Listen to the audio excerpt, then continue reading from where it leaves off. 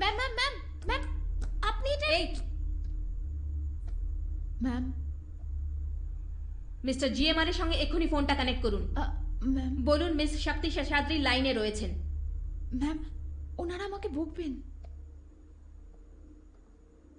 শক্তি madam, প্রদীপন, GMR এর সাথে আমাকে দেখা করতে হবে। দাঁড়ান,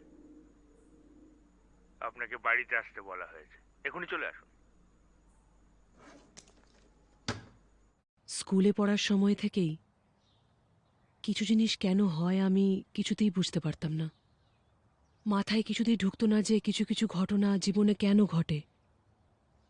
কিন্তু যে আমি বুঝে যেতাম, সঙ্গে সঙ্গে শান্ত হয়ে যেতাম। এমনকি উত্তরটা প্রত্যাশা মতো না হলেও, উত্তরটা হতাশাজনক হলেও, ওই জেনে যাওয়াটাই ডিল করতে হেল্প করতো।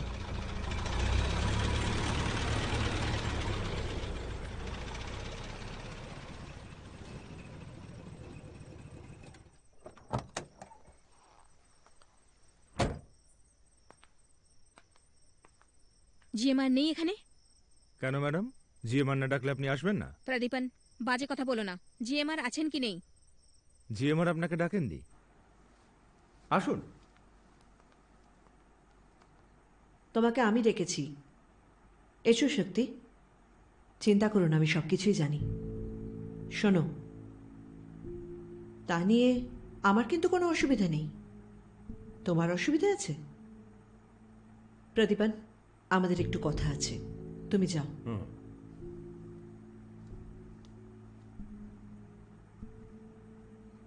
শক্তি, তুমি এত কি চিন্তা করছো? এসো, একটু কিছু খেয়ে নাও। আমি ওদের তোমার প্রিয় আলুর তরকারিটা বানাতে বলেছিলাম। দানতি।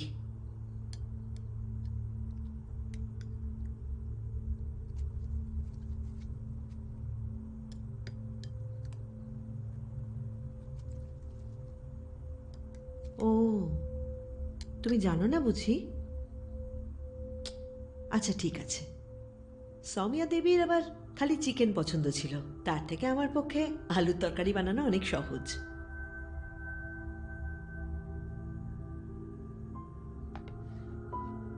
খেয়ে নাও।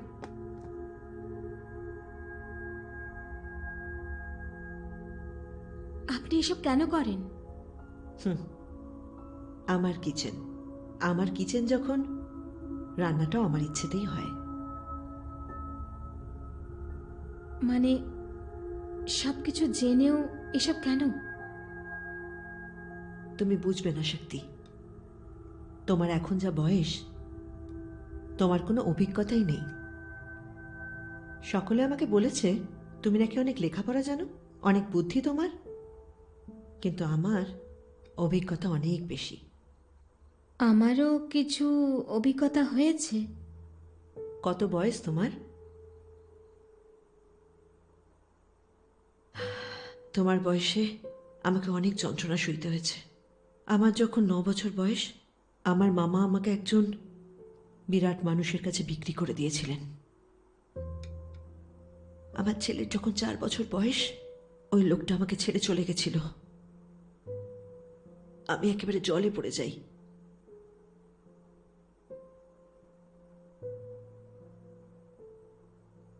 তোমার গল্প নিশ্চয়ই আমার মতো এত খারাপ নয়।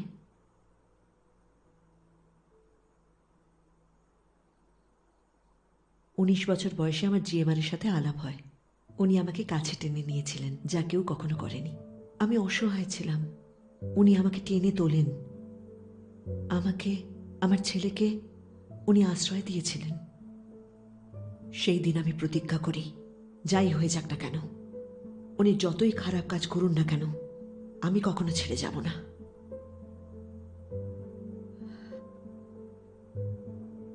ওনার জীবনে তোমার স্থান কোথায় তুমি কি সেটা জানো? কিন্তু ওনার সাথে পরপর ছবি করবে বলে কি তুমি একটা কন্ট্রাক্ট সাইন করনি? তাহলে কেন উনি তোমাকে ছাড়বেন? তুমি কি স্পেশাল কেউ?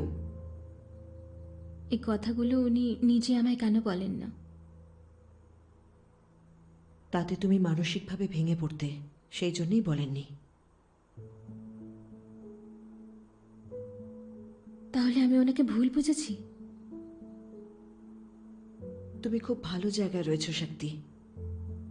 বুদ্ধি খাটিয়ে সুযোগের সৎ ব্যবহার করো।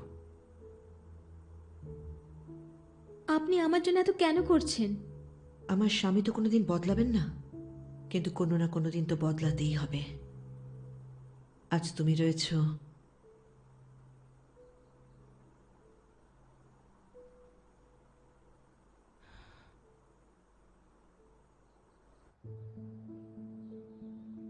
আপনি কি হিন্দি ফিল্মটার জন্য ফাইট করেন? না, কেন? আমি আসলে ক্লান্ত হয়ে পড়েছিলাম। Clap in. Sound. Action.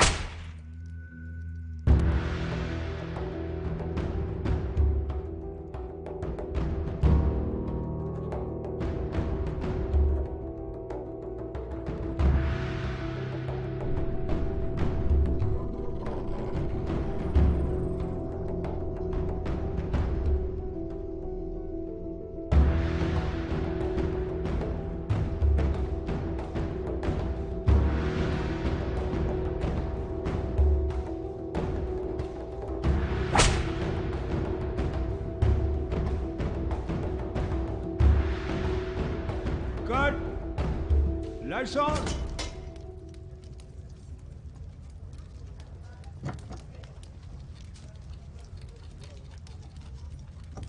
চাবুকের আঘাতে তো কান্না পাবে, তাই না মিস্টার জি? আমার কন্ট্রাক্ট অনুযায়ী তো এটা অ্যালাউড।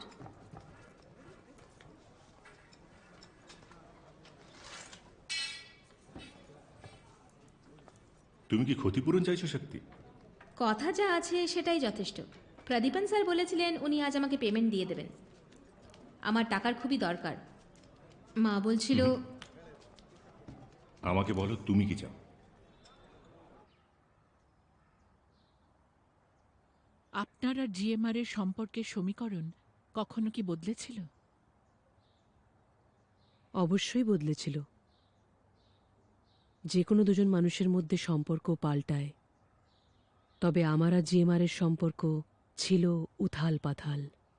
দুজন ভীষণ একগুঁয়ে মানুষ যখন একই প্রফেশনে কাজ করে তখন এরকমই হয়। ফলে বেশ কিছু ইন্টারেস্টিং মুহূর্ত তৈরি হয়েছিল। কিন্তু আশ্চর্যের ব্যাপার হলো কিছু মানুষ আপনার ওপর অদ্ভুতভাবে প্রভাব বিস্তার করেন, আর তাদেরকে চিনে যাবার পরেও আপনি তাদের প্রতি আকৃষ্ট হন। বলেছিলাম ভাগ্য ঠিক হয়ে গেছিল।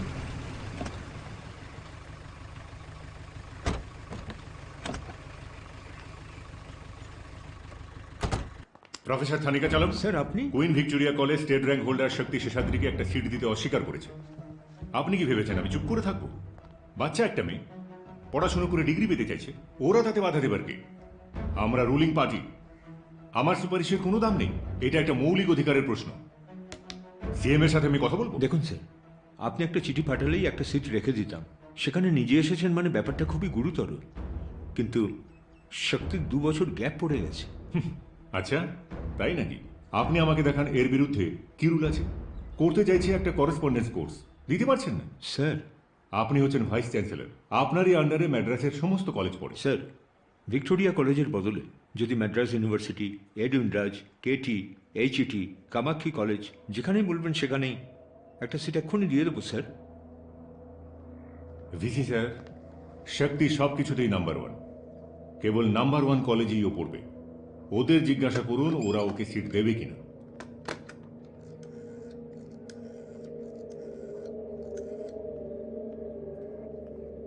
ওকে সিস্টার, থ্যাংক ইউ। স্যার, ওনারা শক্তিকে একটা করেসপন্ডেন্স সিট দিতে রাজি হয়েছেন, কিন্তু একটা অস্বস্তিকর শর্ত ওনারা সেই সাথে জুড়ে দিয়েছেন।